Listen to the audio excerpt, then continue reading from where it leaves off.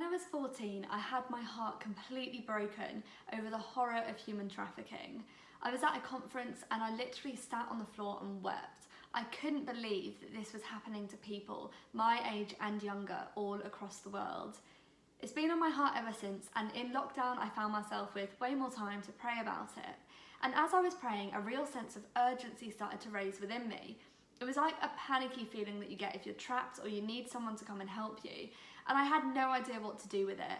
I started researching International Justice Mission and the A21 campaign, both of which work with trafficking survivors and help to get people out of human trafficking and other forms of slavery. So I knew that I had this urgency, and this song kept going around my head that says, "I will send out an army to find you. In the middle of the darkness, I will rescue you." And it's about God rescuing us. And it was going round and round in my head, and I felt like I needed to do something. I had no idea what. Fast forward a couple of weeks, probably about a month later, I was at a conference called Brave Love. It was a Zoom conference streaming from California, and at the end of the set of worship, I felt like God was saying, "I need to show you something." So I got my phone out and I started writing in my notes, and he was like, "I need you to record this." So I thought it was a bit weird, but I put my voice recorder on and I closed my eyes. And what happened next played out a bit like a dream. So I saw myself walk into a completely dark room and I couldn't see anyone, but I knew that there were 7 girls sat around the room stuck in trafficking. I set a candle in the middle of the room and I couldn't see their faces, but I saw each of them was wearing a necklace, and it was a small necklace with a flower in it.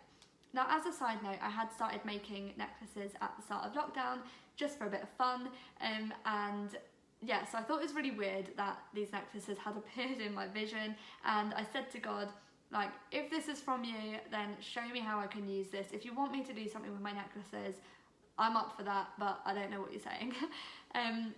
Anyway, I then left the room, I left the candle there, and when I looked back, God said, "One day we're coming back to rescue them, but right now I just need you to shine a light on it."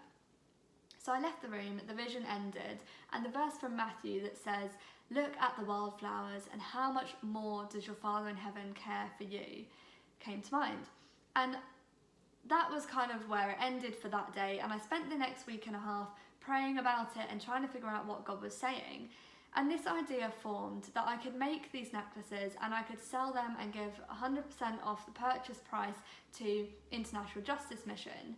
It was less about raising money for them, which I obviously wanted to do, and more about raising awareness and saying, "I see you." And I thought that when someone wore one of these necklaces, they could look at the flower and think of the person that's trapped, that needs rescuing, and pray for them. So this was my vision behind it.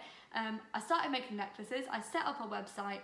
Honestly, I had no idea what I was doing, and I still don't really know how I've managed to put it together with like a bit of YouTube and a couple of friends' advice.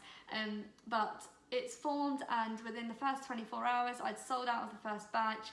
I've been absolutely blown away with the response.